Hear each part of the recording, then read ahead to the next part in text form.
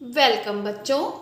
आज हम सॉल्व करेंगे 2020 का प्रीवियस ईयर पेपर का अंकगणित परीक्षण यानी मैथ वाला सेक्शन।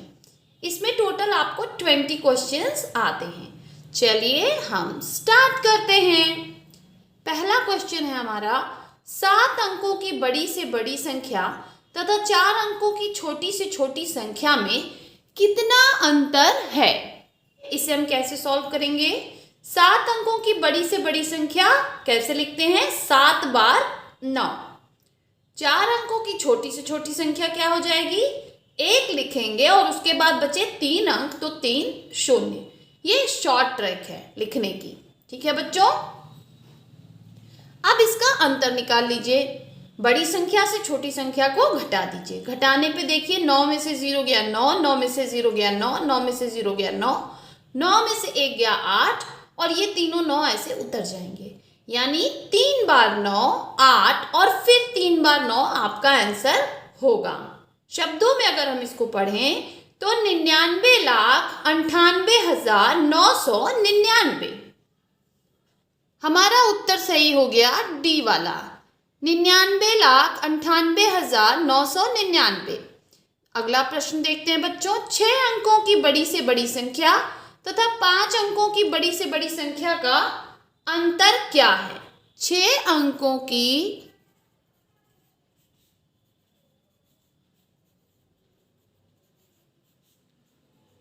बड़ी से बड़ी संख्या हो गई 6 बार 9, 1 2 3 4 5 6।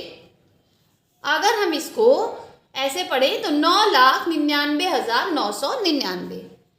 5 अंकों की बड़ी से बड़ी संख्या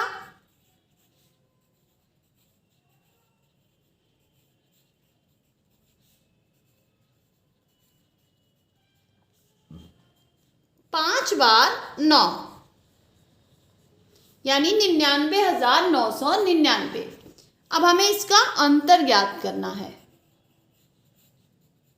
अंतर ज्ञात करने के लिए बच्चों हम बड़ी संख्या से छोटी संख्या को घटा देंगे।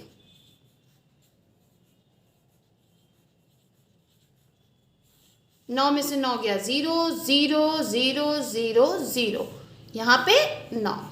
तो हमारा उत्तर क्या आ गया बच्चों? 90 लाख। ये ऑप्शन हो गया हमारा डी, 90 लाख। अगला प्रश्न देखिए बच्चों, निम्न में से कौन सा 25 के बराबर नहीं है?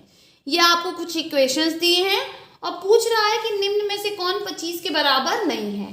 तो पहले हम इनको सॉल्व करके देखेंगे कि कौन सा 25 के बराबर नहीं है। पहला इक्वेशन है हमारा 50 माइनस ब्रैकेट में 100 भागा 4। तो 100 भागा 4 क्या होगा? 25। 50 माइनस 25 25। तो ये नहीं होगा क्योंकि ये 25 के बराबर है। अगला देखिए 20 प्लस 20 भागा 4। तो 20 भागा 4 क्या होता है? 5। तो 20 और 5 25। तो ये भी नहीं होगा। 10 प्लस 5 गुणे 2 धन 10 माइनस 5, यानी 10 5 दूनी 10 और 10 में से 5 गया 5। तो ये भी जोड़ने पे क्या गया? 25। तो ये भी नहीं होगा। अगला भी हम चेक कर लेते हैं। 24 प्लस 2 गुणे 1। तो 24 प्लस 2 यानी 26। तो यही हमारा आंसर हो जाएगा। तो हमारा आंसर कौन सा हुआ बच्चों? डी वाला, 24 प्लस 2 गुणे 1। ये 25 के बराबर नहीं है। अगला क्वेश्चन देखते हैं। x का वह मान जिसके लिए निम्नलिखित समीकरण सत्य है। 3 सही 7/11 गुणे 11/5 भागा 3/7 गुणे x बराबर 4/3। तो हमें इसको सॉल्व करके x का मान ज्ञात करना है। देखिए 3 सही 7/11 को पहले हम सिंपल भिन्न में चेंज करेंगे। कैसे करते हैं? 11 गुणे 3 किया 33 प्लस 7/11। बाकी सेम इक्वेशन आप उतार लीजिए और यहाँ पे ये x का 3 में मल्टीप्लाई हो जाएगा तो 3x/7। फिर आएंगे हम, ये हो गया 40/11 गुणे 11/5 भागा 3x/7 बराबर 4/3। फिर देखिए अब इस 11 से ये 11 कट गया, 5 से 40 कटेगा, 5 8 40। तो हो जाएगा बच्चों 8 भागा 3x/7। अब जब हम किसी भिन्न से किसी संख्या में भाग देते हैं तो उस संख्या को उल्टा करके गुणा कर देते हैं। यहाँ पर हमने इसको उल्टा किया तो 8 गुणे 7/3x। अब हम इन सबों को इस 3x को बराबर के दाएं तरफ ले जाएंगे और 3 को बराबर के बाएं तरफ लाएंगे। तो बाएं तरफ से दाएं तरफ जाने का ये नियम है बच्चों कि अगर प्लस है तो वो माइनस बन जाता है और अगर डिवाइड है तो वो मल्टीप्लाई बन जाता है। ठीक उसी तरह ये 3x यहाँ भाग में है, जब हम इसको यहाँ ले जाएंगे तो ये गुणे के फॉर्म में आ जाएगा, और 3 भी यहाँ भाग के फॉर्म में, लेकिन जब इधर ले जाएंगे तो गुणे के फॉर्म में आ जाएगा। तो हमारा फिर से समीकरण चेंज हो जाएगा। 8 गुणे 7 गुणे 3 बराबर 4 गुणे 3x। इसको सॉल्व करने पे आएगा 168 और इधर आएगा 4 तिहाई 12x। अब x बराबर हो जाएगा, इस 12 को देखिए यहाँ गुणे के फॉर्म में है, जब हम फिर इसको लेफ्ट हैंड साइड ले जाएंगे तो ये बन जाएगा आपका भाग के फॉर्म में। तो 168/12 आंसर हमारा आ जाएगा 14। तो हमारा इस क्वेश्चन का आंसर क्या हुआ बच्चों? बी 14। अगर आपको किसी क्वेश्चन को समझने में कोई समस्या आ रही है तो आप उस क्वेश्चन का नंबर वीडियो के नीचे कमेंट बॉक्स में कमेंट करें और अपनी समस्या को लिखें। नेक्स्ट क्वेश्चन देखते हैं बच्चों। 45, 60 तथा 75 के महत्तम समापवर्त तथा लघुत्तम समापवर्त का योगफल है। महत्तम समापवर्त और लघुत्तम समापवर्त से एक क्वेश्चन बच्चों हर साल अवश्य आता है, तो इस कॉन्सेप्ट को हम अच्छे से समझेंगे अपने वीडियो में जब हम पेपर वाला सेक्शन कवर कर लेंगे तब। 45, 60 तथा 75 का मासा ज्ञात करने के लिए सबसे पहले हम तीनों संख्याओं का क्या निकालेंगे? गुणनखंड। 45 का देखिए 3 गुणे 3 गुणे 5, 60 का 2 गुणे 2 गुणे 3 गुणे 5, 75 का 3 गुणे 5 गुणे 5। मासा कैसे निकालते हैं? जो कॉमन आपका होता है गुणनखंड में, कॉमन गुणनखंड वही मासा होता है। देखिए यहाँ पे 3 गुणे 5 तीनों में है, तो यही हमारा मासा हो गया, यानी 15। लासा क्या होता है? देखिए यहाँ पर 2 बार 2 आया, फिर ये 3 ये 3 ये 3, एक बार 3, फिर ये वाला 3, फिर आप देखिए यहाँ 5 5 5 5 लिखा और एक और 5 5, यानी तीनों के जो कॉमन हमारे गुणनखंड होते हैं उनको हम लिखते हैं, और साथ ही साथ जो बचे हुए गुणनखंड हैं उनको भी लिखते हैं। कॉमन गुणनखंड को केवल एक बार लिखते हैं। इस तरह से हमें लघुत्तम समापवर्त मिलता है। तो हमारा लघुत्तम समापवर्त क्या हो जाएगा? 2 गुणे 2 गुणे 3 गुणे 3 गुणे 5 गुणे 5। हल करने पे आएगा 900। अब हमसे पूछ क्या रहा था? मासा तथा लासा का योग। तो 15 धन 900 बराबर 915, यही हमारा उत्तर हो जाएगा। तो इस क्वेश्चन का बच्चों हमारा उत्तर हो गया सी 915। अगला क्वेश्चन देखते हैं। 3/8 भागा ब्रैकेट में 5/3 ऋण 1/6 ब्रैकेट ऑफ धन 5/8 बराबर है। तो यहाँ भी हमें एक समीकरण को हल करना है। 3/8 भागा 5/3 ऋण 1/6 ब्रैकेट में धन 5/8। अब हम पहले ब्रैकेट के अंदर का सॉल्व करेंगे, बाहर का वैसे रहेगा। तो 3 और 6 का हमने कॉमन निकाला लासा, तो 6। अब 3 दूनी 6, तो 5 दूनी 10, यहाँ हो गया 10, 6 करने 6, तो 1 गुणे 1 करने पे 1 आएगा। 10 ऋण 1/6। चल सॉल्व करने पे क्या आएगा बच्चों? 3/8 भागा 9/6 धन 5 गुणे 8। अब यहाँ पे हम भाग योग का फॉर्मूला लगाएंगे, यानी सबसे पहले भाग करेंगे, फिर गुणा, फिर जोड़, फिर घटाना। तो देखिए ये भाग का चिन्ह है, तो सबसे पहले हम इन दोनों को सॉल्व करेंगे। अभी पिछले क्वेश्चन में मैंने बताया था अगर किसी भिन्न से भाग देना हो तो उसको उल्टा करके गुणा कर देते हैं। यहाँ भी हम वही फॉर्मूला लगाएंगे। 3/8 गुणे 6/9। अब देखिए 3 तिरिका 9, ठीक, 3 दूनी 6 और 2 चौक 8, 3 निकलने 3। तो हमारा इसको हल करने पे क्या आ गया बच्चों? 1/4 धन 5/8। अब इसको सॉल्व करेंगे। 8 को हम लासा ले लिए, तो 4 दूनी 8, तो 1 गुणे 2 2 हो गया, 5 वैसे रहेगा क्योंकि 8 करने 8, और 5 गुणे 1 5। तो 5 धन 2/8 बराबर 7/8, यही हमारा आंसर हो जाएगा। देखिए बच्चों इस ऑप्शन में हमारा आंसर क्या हो गया? सी 7/8। नेक्स्ट क्वेश्चन देखते हैं बच्चों। यदि 15 भागा 15 गुणे 6 बराबर x है, तो x का मान है। ये भी हमें एक समीकरण दिया है जिसको हमें हल करना है। देखिए 15 माइनस 15 भागा 15 गुणे 6, यहाँ पे हम भाग जोग लगाएंगे, यानी पहले भाग, फिर गुणा, फिर जोड़, फिर घटाना। तो भाग वाला सेक्शन हमारा ये है। तो हम भाग करने के लिए आपको पहले मैंने बताया था क्या करते हैं, इसको अगर हम भिन्न के फॉर्म में लिख दें 15/1, तो हम इसको जब उल्टा करेंगे तो गुणा कर दें 1/15 से, ठीक है। या आप 15 में 15 का भाग कर दीजिए तो भी सीधे आपका 1 आ जाएगा, 15 × 15। या आप इस तरह से कर लीजिए या आप डायरेक्ट लिख लीजिए, तो आपका हो जाएगा 15 ऋण 1 गुणे 6। अब आप देखिए इसके बाद आपको गुणा करना है, भाग योग के हिसाब से गुणा करना है। तो हम अब इस वाले पोर्शन को सॉल्व करेंगे। तो 1 × 6 हो गया 6। अब इसके बाद आपको जोड़ या घटाना करना है, तो जोड़ तो है नहीं तो हम घटा लेते हैं। तो 15 ऋण 6 बराबर आएगा 9। यही हो जाएगा हमारा आंसर। हमारा आंसर क्या हो गया बच्चों? C9। अगर बच्चों आपको मेरा पढ़ाना समझ में आ रहा है तो आप प्लीज कमेंट बॉक्स में लिखिए यस। नेक्स्ट क्वेश्चन देखते हैं बच्चों। 0.9 भागा 0.3 गुणे 0.3 ब्रैकेट में। 0.9 भागा ब्रैकेट में 0.3 गुणे 0.3। अब इन दोनों को जब हम गुणा करेंगे तो आ जाएगा हमारा 0.09। कैसे? 3 तिरिक का 9, और चूंकि यहाँ 1 अंक के पहले दशमलव, यहाँ 1 अंक के पहले, तो यहाँ पे हमें 2 अंक के पहले दशमलव चाहिए, तो उसे पूरा करने के लिए हम 0 लगा देते हैं। तो ये हो गया। अब इसमें आ गया आपका 0.9 भागा 0.09।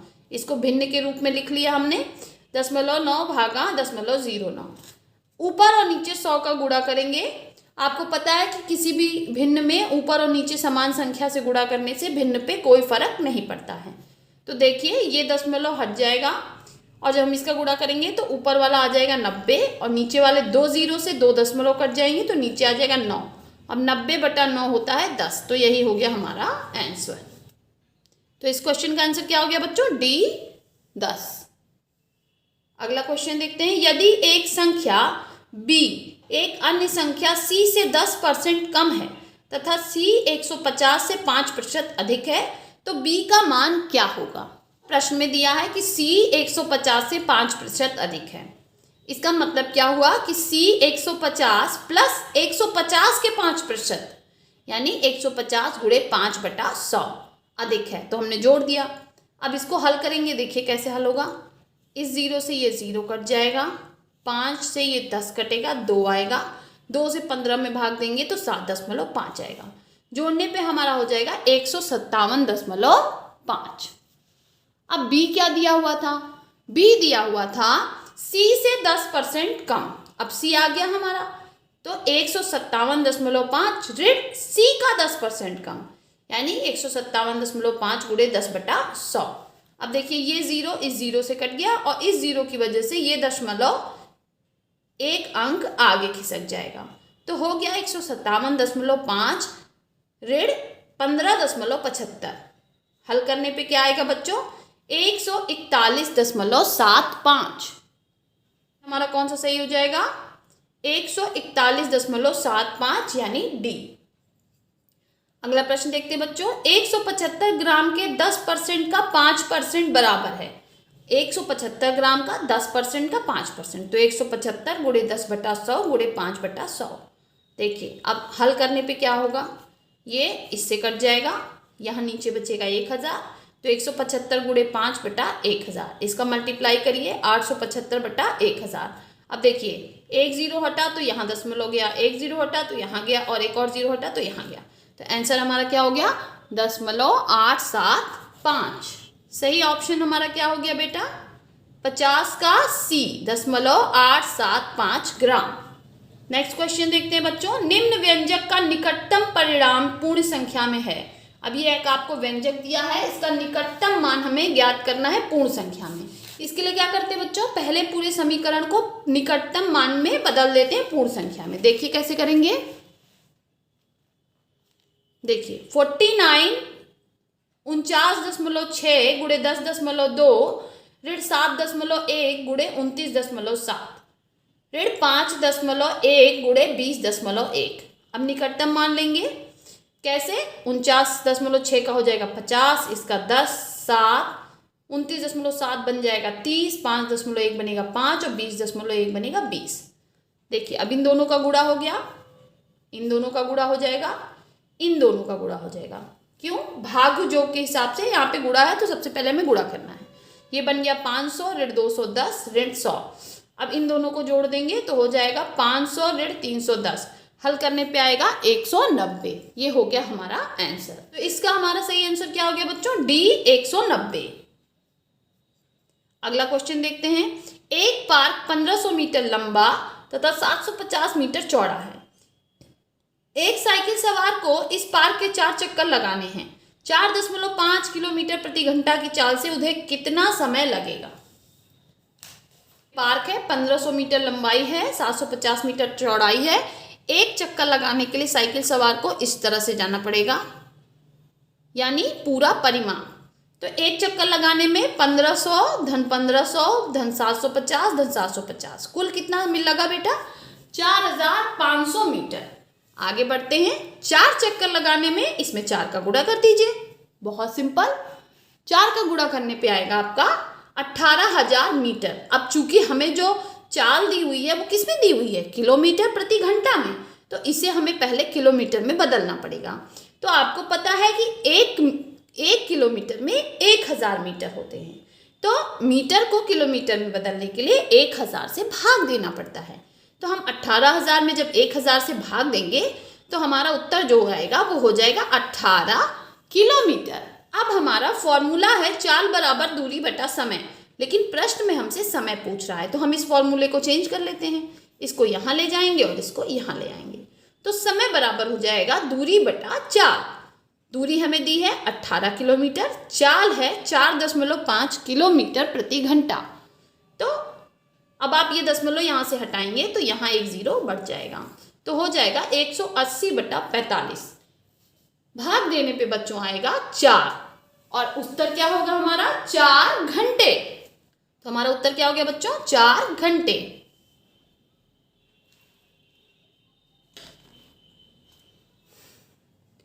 पक्षियों के एक झुंड के 1/4 पक्षी नदी के किनारे पे हैं तथा झुंड के 1/5 भाग के पक्षी अपने घोंसले में हैं।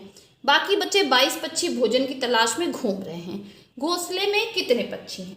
तो हमारे प्रश्न के हिसाब से x/4 धन x/5 धन 22 बराबर x। ठीक है, चलिए इसको सॉल्व करते हैं। अब इन दोनों को हम इस साइड ले जाएंगे। तो मैंने आपसे बताया था कि जब प्लस इधर जाता है तो माइनस बन जाता है, तो देखिए, और इसको हम x/1 मान लेते हैं। तो x/1 इधर गया, ये माइनस x/4 ये भी इधर गया, माइनस x/5 बराबर 22। अब इन तीनों का लासा लेने पे 20 आएगा, तो हो जाएगा ये 20x 5x 4x बराबर 22। टोटल हो जाएगा आपका 11x/20 बराबर 22। अब इसको जब हम इधर ले जाएंगे, यहाँ भाग है तो यहाँ क्या बन जाएगा? गुणा, और ये यहाँ पे गुणे में है, जब इसको ले जाएंगे तो ये यहाँ पे भाग की स्थिति में आ जाएगा। तो x बराबर हो जाएगा 22 गुणे 20/11 बराबर 40। अब प्रश्न में हमसे पूछ रहा था कि घोंसले में कितने पंछी हैं, तो हमें याद है कि घोंसले में 1/5 पंछी थे, तो x/5 बराबर 40/5, 5 अट्ठे 40, तो हमारा आंसर हो गया 8। इस प्रश्न का आंसर क्या हो गया बच्चों? D 8। अगला प्रश्न देखते हैं। अमित ने एक मेज 1200 रुपये में खरीदा तथा इसकी मरम्मत पे 200 रुपये व्यय किए, फिर उसने इसे 1680 में बेच दिया। अमित का प्रतिशत लाभ या हानि है? देखिए बच्चों, इसको कैसे सॉल्व करेंगे। क्रय मूल्य था 1200, मरम्मत पे लगाए 200, कुल लागत मूल्य हो गया 1400, विक्रय मूल्य है 1680। तो लाभ कितना हुआ? चूंकि विक्रय मूल्य क्रय मूल्य से ज्यादा है तो लाभ हुआ, अगर कम होता तो हानि होती। विक्रय मूल्य ऋण कुल लागत मूल्य, यानी 1680 माइनस 1400 बराबर आया 280, यानी उसे 280 रुपये का लाभ हुआ। लेकिन प्रश्न में हमसे पूछ रहा है प्रतिशत लाभ। प्रतिशत लाभ कैसे निकालते हैं बच्चों? उसका फॉर्मूला देखिए, प्रतिशत लाभ बराबर होता है लाभ बटा लागत मूल्य गुणे 100। ये फॉर्मूला आपको याद रखना है। तो लाभ हो गया 280, लागत मूल्य है 1400 गुणे 100। देखिए ये दोनों शून्य कट गया, इससे 14 दूनी 28, तो हो गया 20। तो 20%। लाभ अगर पूछा होता तो हम कहते 280, लेकिन लाभ प्रतिशत पूछा है इसलिए 20%। अगला प्रश्न देखते हैं बच्चों। एक वर्ग तथा एक आयत के परिमाप समान है।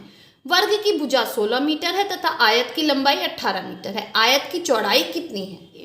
वर्ग की भुजा 16 मीटर, तो वर्ग का परिमाप 4 गुणे भुजा 4 गुणे 16 बराबर 64। आयत का परिमाप होता है 2 लंबाई धन चौड़ाई, माना हमने चौड़ाई x है, तो हो गया 2 ब्रैकेट में 18 धन x। अब चूंकि उसमें दिया है कि दोनों बराबर हैं, तो 2 18 धन x ब्रैकेट में बराबर हो गया 64। अब ये 2 को हम इधर ले जाएंगे तो ये हो जाएगा 64/2 बराबर 32।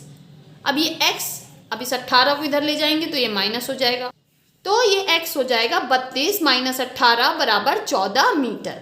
ये हमारा उत्तर हो जाएगा। इस प्रश्न का उत्तर क्या है बच्चों? A 14 metre. अगला प्रश्न देखते हैं। 8 मीटर लंबी 6 मीटर ऊंची तथा 22.5 सेंटीमीटर मोटी दीवार बनाने के लिए कितनी ईंटें चाहिए, जबकि एक ईंट का मान 25 सेंटीमीटर 11.25 सेंटीमीटर तथा 6 सेंटीमीटर है। कैसे लगाएंगे इसको बच्चों? सबसे पहले हमें मीटर को सेंटीमीटर में बदलना होगा, क्योंकि ईंटों का मान सेंटीमीटर में दिया है। दीवार की लंबाई 8 मीटर, बदलने पे 8 गुणे 100 यानी 800 सेंटीमीटर। चौड़ाई 6 मीटर, 6 गुणे 100 600 सेंटीमीटर। ऊंचाई 22.5 सेंटीमीटर दिया हुआ है। दीवार का आयतन हो जाएगा लंबाई गुणे चौड़ाई गुणे ऊंचाई बराबर 800 गुणे 600 गुणे 22.5 सेंटीमीटर घन। तो अभी हम इसको हल नहीं करेंगे, अभी ऐसे रहने देंगे। ईंट का आयतन हो जाएगा 25 सेंटीमीटर गुणे 11.25 सेंटीमीटर गुणे 6 सेंटीमीटर।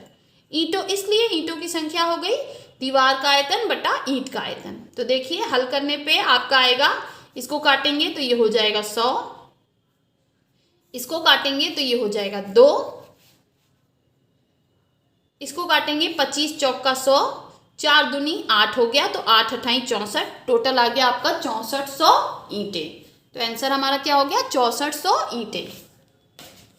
इस प्रश्न का उत्तर हमारा हो गया सी 6400 ईंटें। अगला प्रश्न देखते हैं बच्चों। हम अपने गंतव्य स्थान पर 4 सही 1/2 घंटे यात्रा करने के पश्चात 2:45 अपराह्न पर पहुंचे। हमने यात्रा कितने बजे प्रारंभ की? इस यात्रा प्रारंभ करने का समय, गंतव्य पर पहुंचने का समय ऋण 4 सही 1/2 घंटे यानी 2:45 PM अपराह्न था, तो माइनस 4 घंटे 30 मिनट।